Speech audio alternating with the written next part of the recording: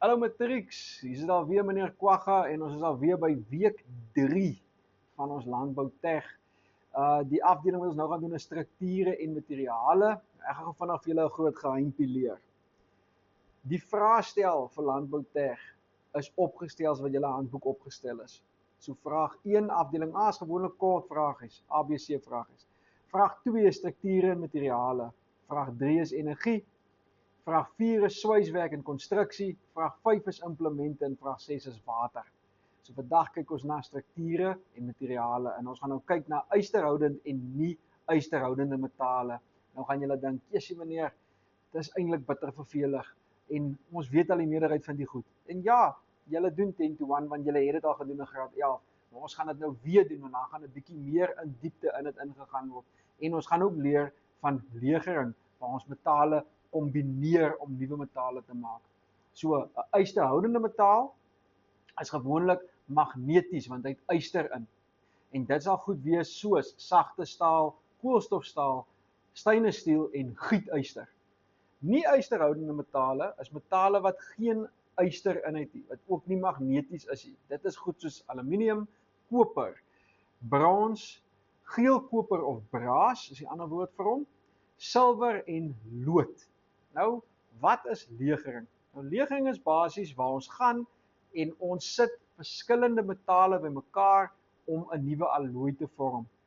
Verskillende tipes alloye wat ons kan kry is staalalloye, aluminiumalloye en sinkalloye. Nou, wat se effek het dit op staal? Dit verbeter die meganiese eienskappe van die staal. Dit verhoog die sterkte en duursaamheid van die staal. Met ander woorde, jy sit iets by wat dit dalk kan sterker maak. As jy nou dink in die vorm van goud. Goud is 'n baie sagte dingetjie, maar as jy goud meng met 'n ander tipe staal, dan raak hy harder.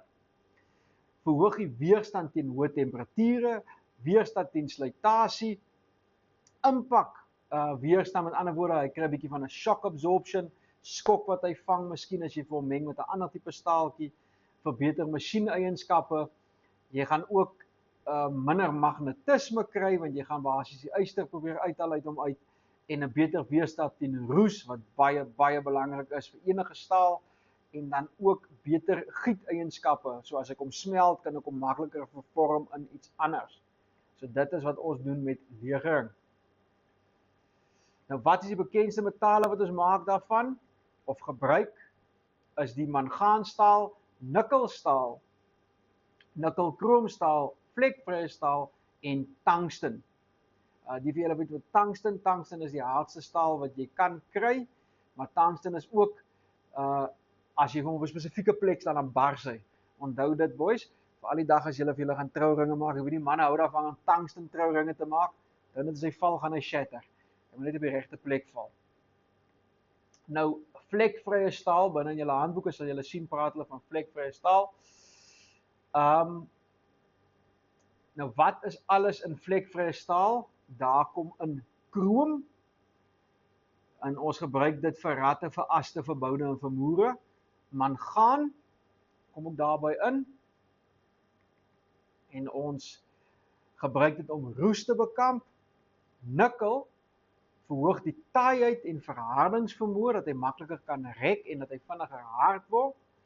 En een van nikkel se grootste voordele is dat die staal 'n redelike taaiheid by lae temperature gee. As nikkel saam met kroom gebruik word, maak dit dat hy vinniger harder word. Waarvoor gebruik ons hierdie nikkel basies? Vir dryfaste, vir meettoerusting, vir sleeptoerusting en ook vir grondverskywingstoerusting. Waarvoor sal ons dit gebruik? En die volgende yster wat ons na gaan kyk is koper. Die afkorting wat jy gaan praat van hom is CU. Dit is die skynat afkorting wat ons die wetenskaplike afkorting vir koper. En waarvoor gebruik ons koper? By landboutech, elektriese drade en waterpype, plumbing word daar vir koper gebruik. Ja, ons het deesdae 'n bietjie wegbeweeg van koper af, want koper het 'n baie hoë waarde en hy word gesteel. Maar daar is nog steeds sekere goed wat ons koperpype voor gebruik. Daar is ook 'n hele deel wat hulle vir julle gaan praat oor die geskiedenis van koper. As ek vir julle kan raad gee, lees dit deur. Is bitter min dat hulle dit die afgelope tyd gevra het, maar wees maar net so 'n bietjie, kry 'n bietjie die kennis van koper in die agtergrond. Dan kom ons by 'n spesifieke ding met die naam van geel koper, Ci3Zn2. Geel koper is 'n botteragtige geel legering van sink en koper wat duisende jare al deel is van die wêreld. So dit is, die ander naam vir hom is braas, dis geel koper. Dis wanneer ons sink en koper fisies meng om 'n spesifieke staal te maak.